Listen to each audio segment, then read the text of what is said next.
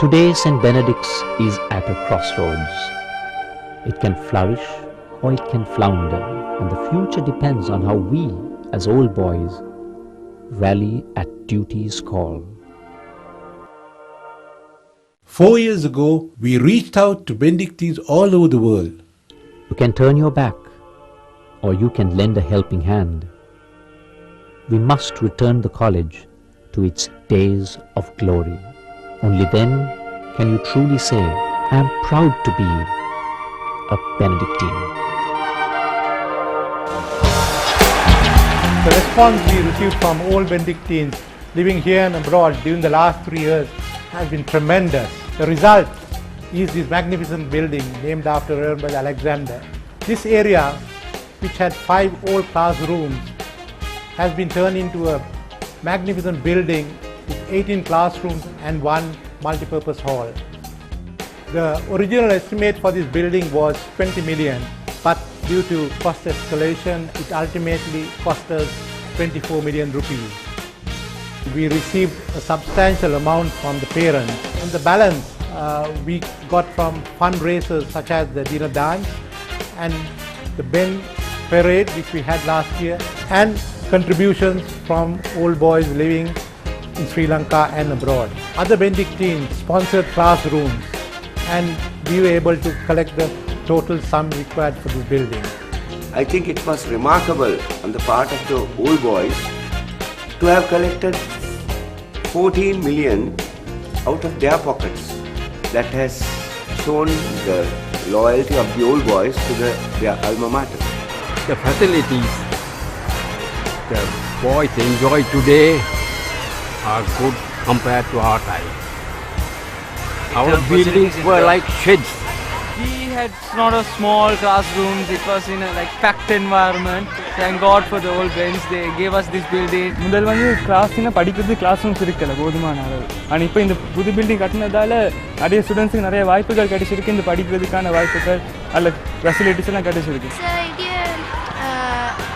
Fans ने वाली building එකට වඩා මේ बिल्डिंग එකේ කාමර පන්ති කාමර හොඳයි සිළුම් සප්පාසුකම් තියෙනවා. After they made the building, they put in a new bell, and things have certainly improved a lot during the past few years. Heralding the changes is our Big Ben, whose aging and ailing mechanisms have been healed, so that once again his moving hands of time watch over the moments that sometimes seem to pass us by. The ramshackle row of classrooms that was once the cycle shed has thankfully gone, blending the school with the majesty of the cathedral, and our patron now stands sentinel in saintly splendor. The dilapidated lecture room has been beautifully restored to be preserved as a fine piece of colonial antiquity. The physics lab has been given a makeover, and the digital divide has been bridged.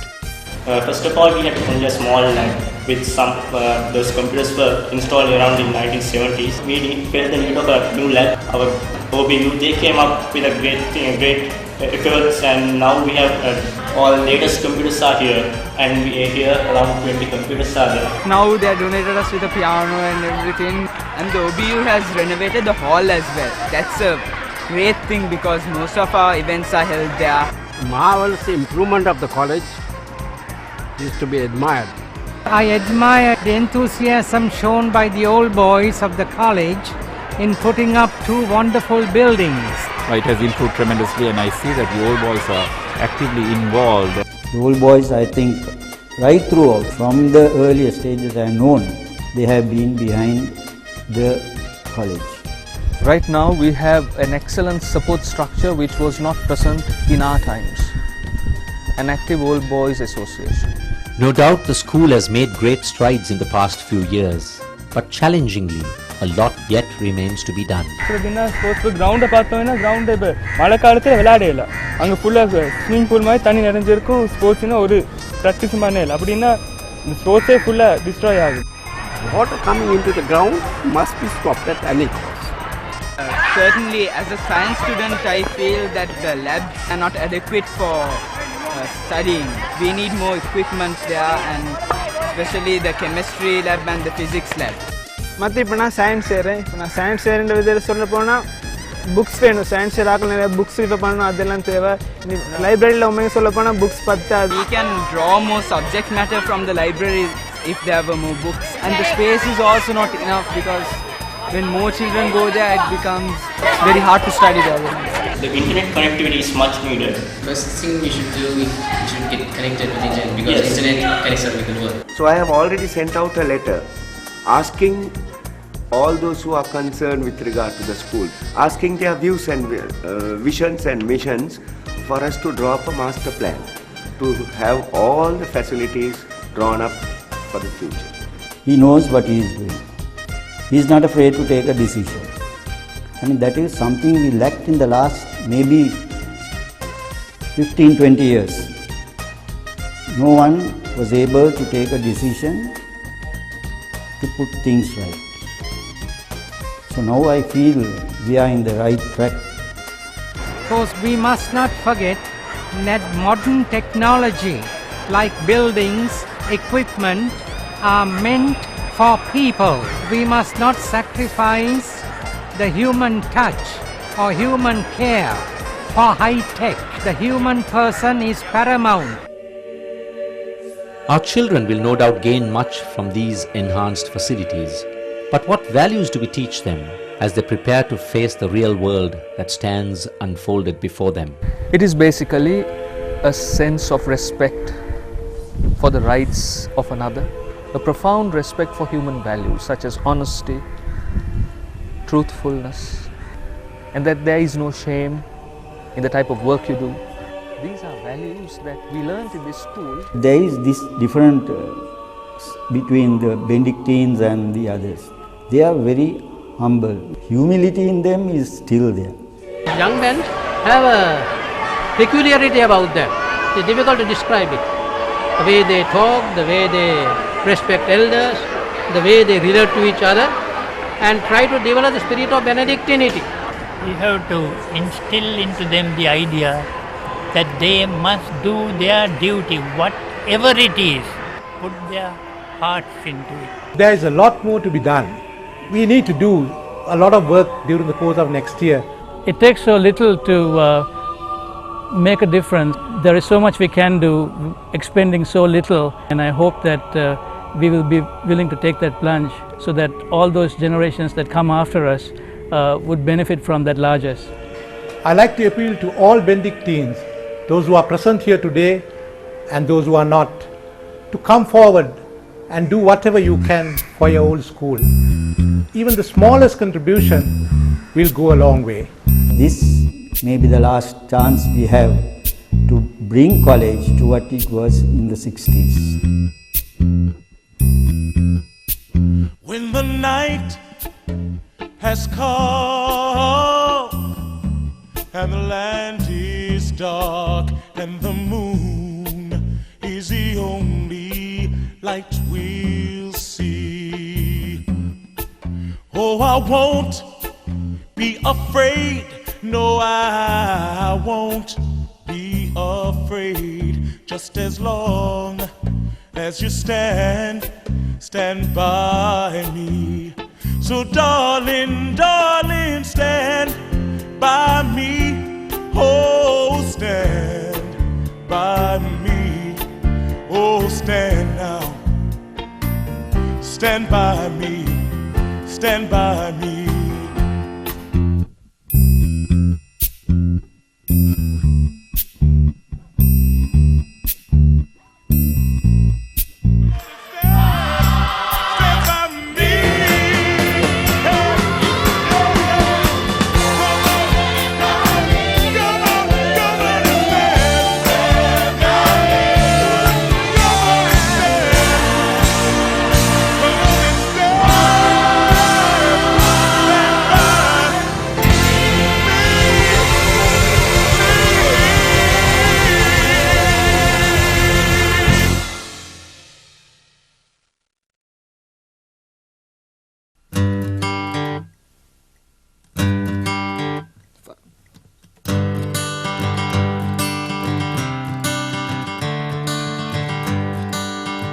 Going back down memory lane, well, I recall that I did my first bit of acting here When I was in the 5th standard, I did Kashyap. I was King Kashyap in a play that was staged here. That was my first public appearance as an actor.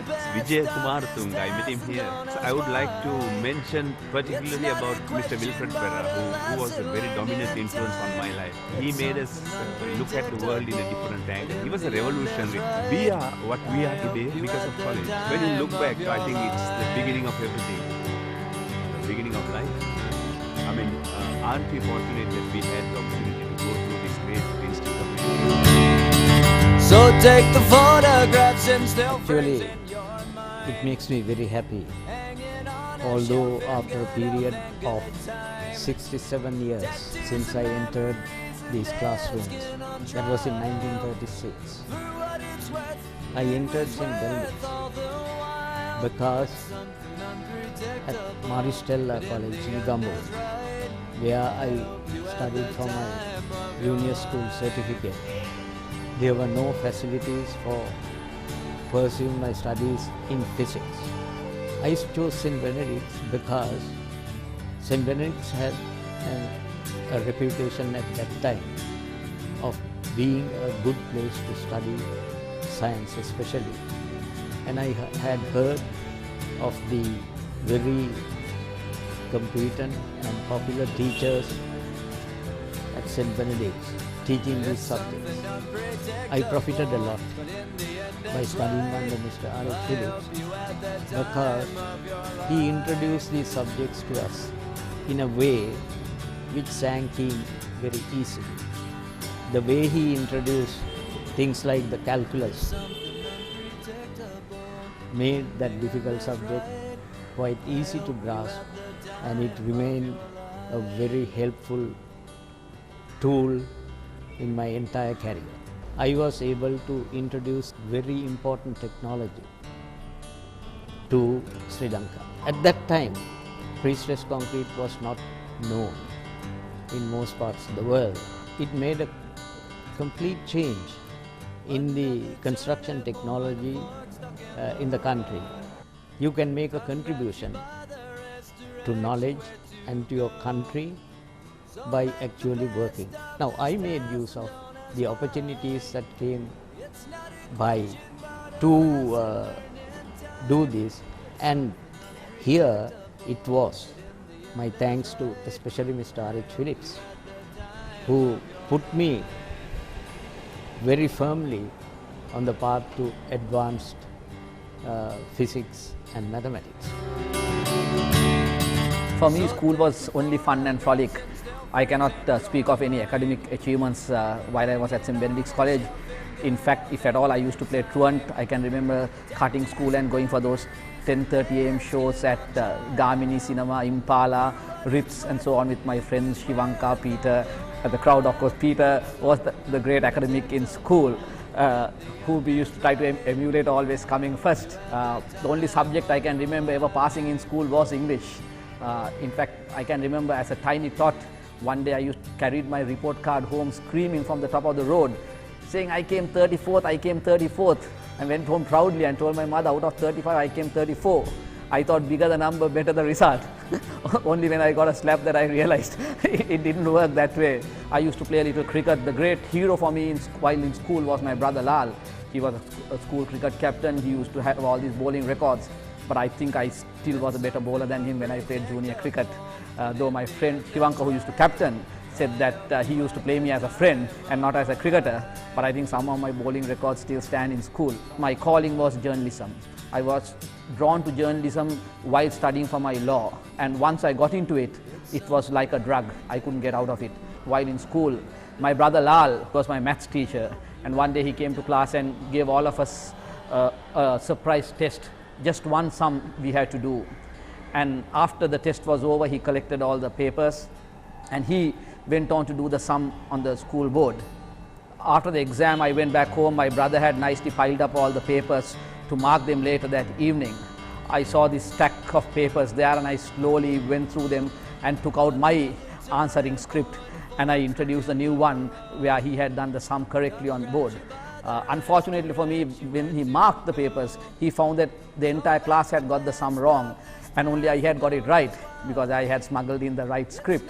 Now he thought that if he came and announced to the class that only his brother got the right answer, that they would think that he was favoring the brother. So as a result, he cancelled the whole examination. And I learned a lesson from that, cheating never really pays. Although I have got involved in such acts of mischief and cheating, if you like, during my school days, all in good fun. Later on in life and in my professional career, I have tried to focus on injustice in society, abuse of power, corruption. It has almost become a challenge to me. Part of it was the discipline I got from school. Part of it are the values my parents, my father and mother inculcated in me. And we hope that society as a whole and we Benedictines could make our own little contribution to make this society a better place. And Lal, if you are watching this, let me tell you, we are watching the CWE too. It's something unpredictable, but in the end is right. I hope you had the time of your life.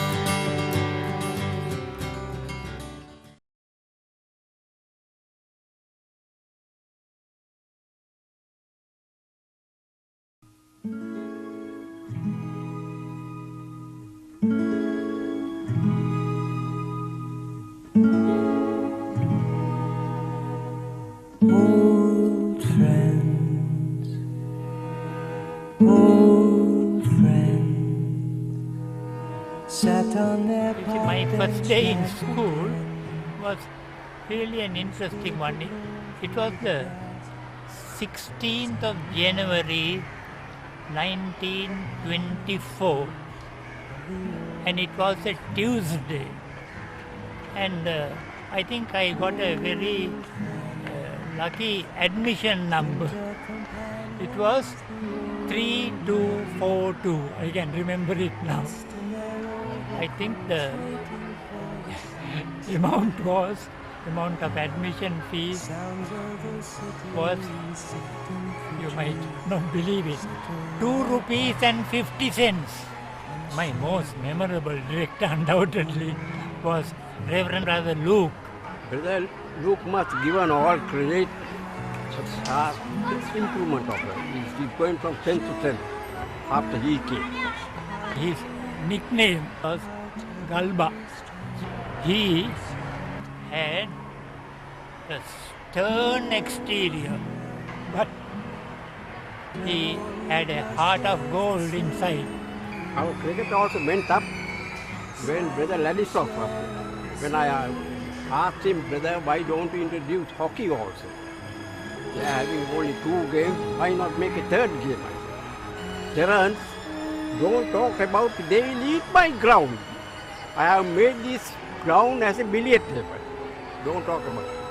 Then only when Brother Mata has came and started hockey. When I was coaching St. Benedict, 2 weeks we didn't have practice. Hey, Logus me. Logus is sick. One day I went and called Bugger, come here, Bugger. How many hands are Logus having? 2 hands. How many are you having? Go and bring the pitch. Bring the roller. Roll it, he said. Put the matting. Brother James, he was an intellectual on education. This short prayer we had every hour as the clock strikes. The prayer monitor in the class gets up at 11 o'clock. Let us remember that we are in the holy presence of God. Amen. And you know that little prayer had a remarkable effect. But one credit to my college and to my alma mater, to my country, our family contributed a big amount during World War II. We 5 brothers served the World War II. That's a record, a world record for any country. From one family, 5 brothers served the war and came. And but all volunteers. We served the war and came, we saved the country and came. That's all.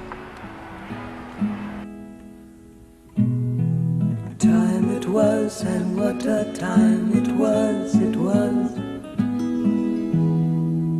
A time of innocence, a time of confidences. Long ago it must be, I have a photograph. Preserve your memories, they're all that's left you.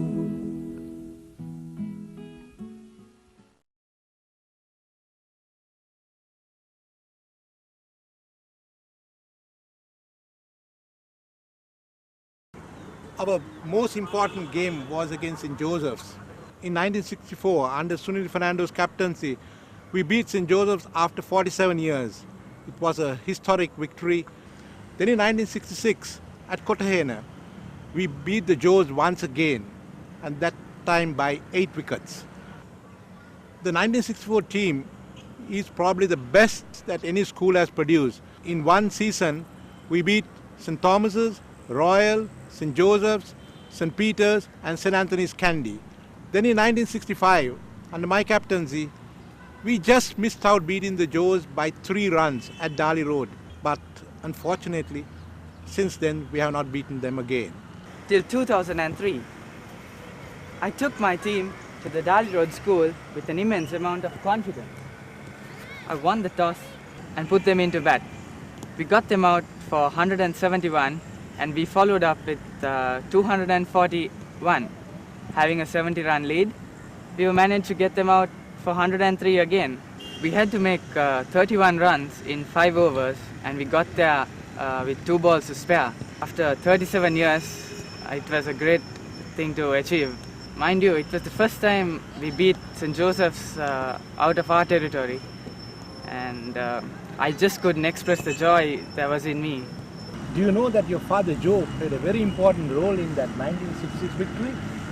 We had to get the Josephians out for 128 runs to make them follow on. And shortly before milk, they were 128 for 9 and the last Josephian man was in. The batsman glanced it and Joe from nowhere dived to his left and took a brilliant catch. And eventually we were home with a grand victory with 20 minutes to spare. So father and son, 2 great victories.